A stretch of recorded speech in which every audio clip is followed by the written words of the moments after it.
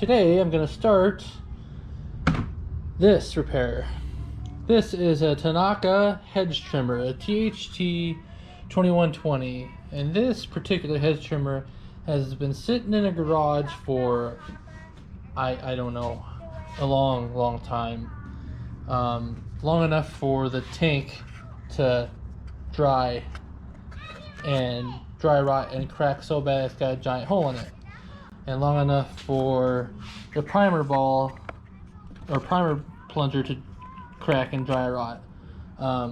So yeah, I'm going to attempt to revive this guy and get her running, get her cleaned up, and I'm gonna keep it because I don't have one. So the first thing I had to do was to find one of these. I was actually surprised how easy it was. And one of these, also easy. So ask and you shall receive, the internet provides. So I found the fuel tank, which, not the original color, but you know, whatever, it'll work. And this came with the fuel line that goes inside of it, and a new primer ball. Also, don't think that's the original color, but you know, as long as it works, I don't care. Both these items I got on the repairclinic.com. They provide all kinds of parts for lawn equipment, for your appliances in your kitchen, all sorts of things. So if you need any of that stuff, the repairclinic.com, I'm sure if you just Google what you need, I just Googled the THT 2120 and that website came up. So yeah, let's get this torn down and make sure that's the only thing I need.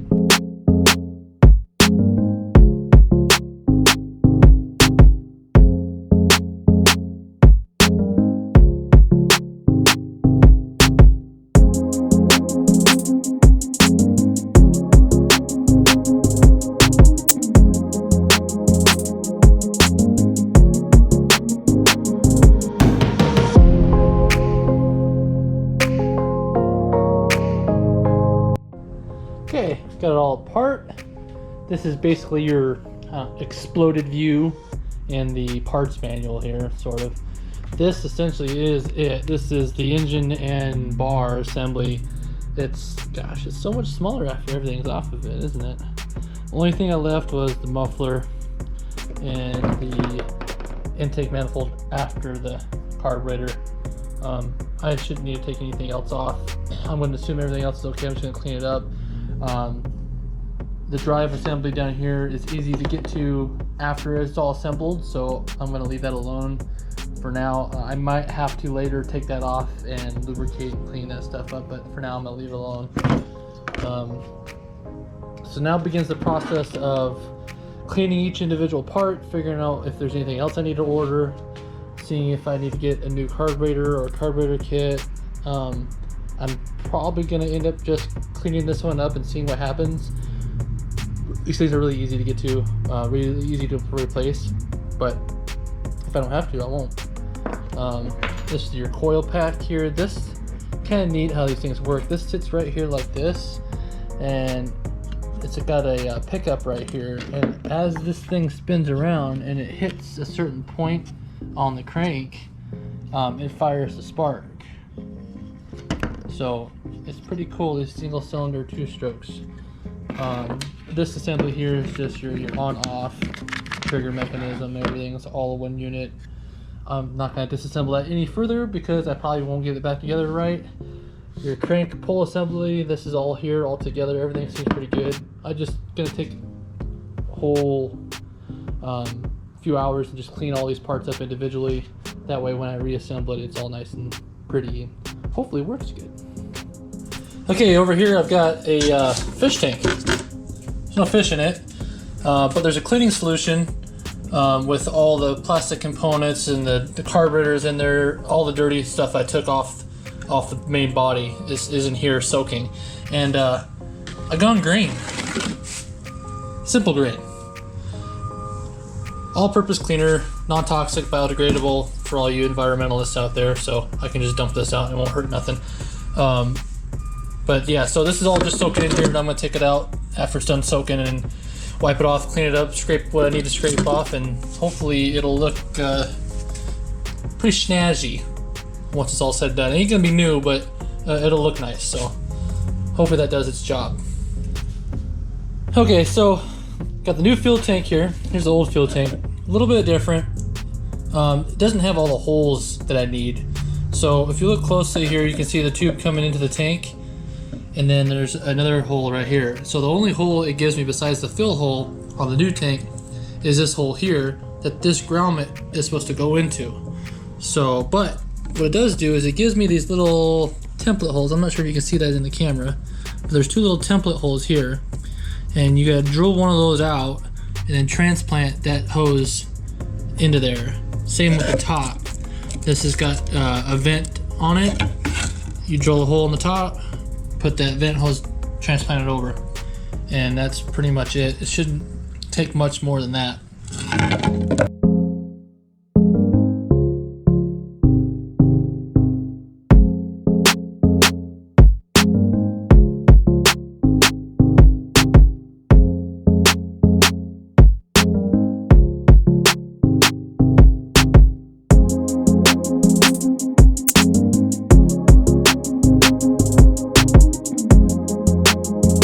Okay, been swapping the stuff around on this fuel tank here.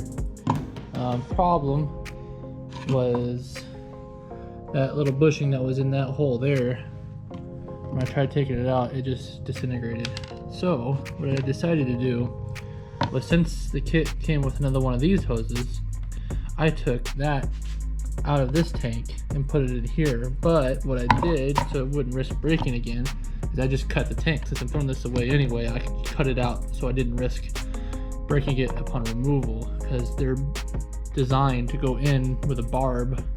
I don't know if you can see that very well. Here, I'll show you on this one. Designed to go in with a barb but not be able to be taken back out. So I just cut and removed the tank around it and then slid it in there and try to seal it a little bit with some rubber cement just for added security. So I'm probably going to end up doing the same for that vent tube when I get to that.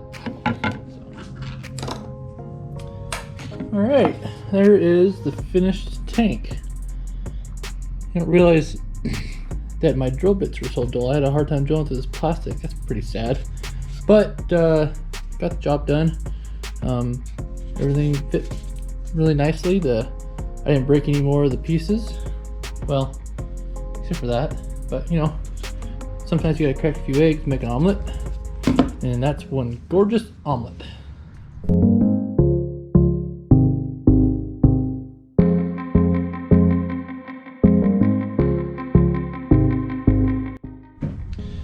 All right, well, the part spent about 24 hours or so inside the solution here. Pulled them out just now, and pretty happy with the results. That's pretty nice and clean. The carburetor as well. I mean, that's, as long as the diaphragm inside there is still good, I shouldn't have a problem with that. All the plastics turned out really nice. Now they may lose the sheen after they all dry up, but that's okay with me. I mean, it's all really nice and clean. All the little ports and passages turned out really nice. So now it's a matter of reassembly and hopefully fire this thing up.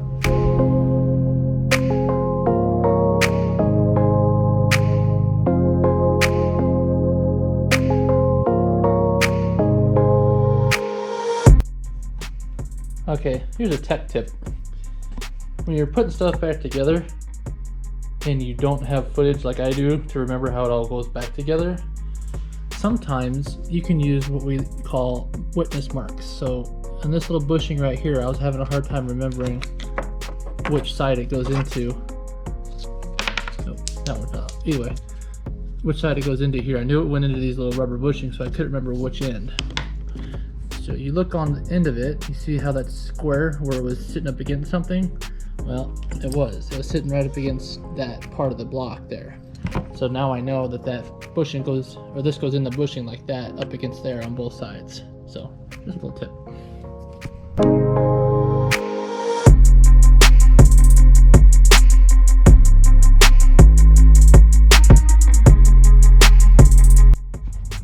Okay. As I was putting the throttle cable together, I realized that I had too much I had too much length going up to the carburetor here. What happened was when I was putting together this throttle sheath that goes around it had gotten out of its groove in here and was shoved back in. I hadn't put a bolt in here yet to squeeze it together. There's a gap. There was a gap right here which caused that to slide down, so I had to take it back apart, and there was no nut here. So this was part of the problem why it was not being used anymore, because the nut was missing here, which allowed this to split apart and allowed the throttle to slide back down the sheath and disable the throttle. So what I did is I found a nut which doesn't actually fit. There's a hex in there where a nut's supposed to sit perfectly, but I don't have one exactly that size, so I ended up finding a nut in my own stock, and then you just shove a screwdriver down there and zip the other end and it tightens it up, and now that throttle cable won't go anywhere.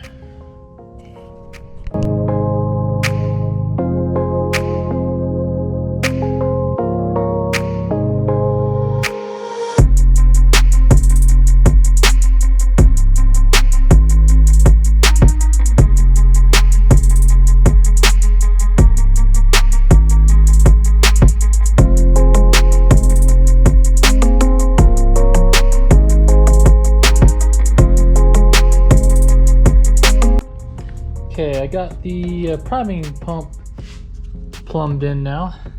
That was kind of a pain. You guys can't really see it back here, but this is the old one, right? One hose goes into the tank through that bushing that we installed, and the other hose comes down to the bottom of the carburetor here. Pump, pump, pump, pump, sucks fuel in to the bottom of the carburetor, in theory.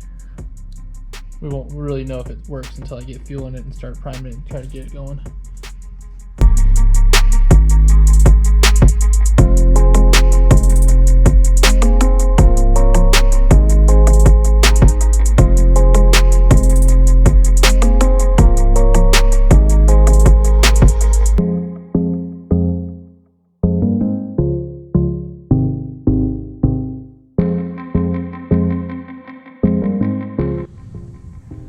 Alright, here she is in all her glory.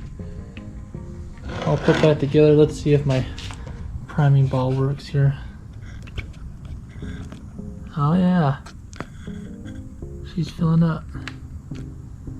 Okay, let's see if she'll fire.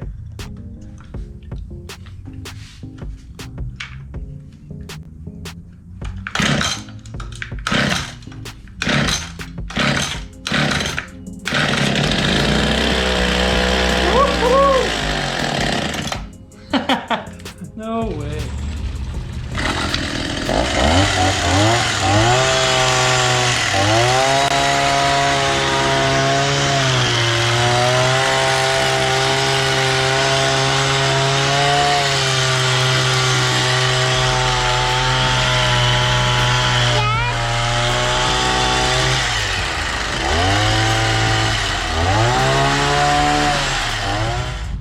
Alright guys, thanks for sticking around. That's going to be it for this episode. Got this head trimmer working pretty well now. So if you like what I do on this channel, please consider subscribing.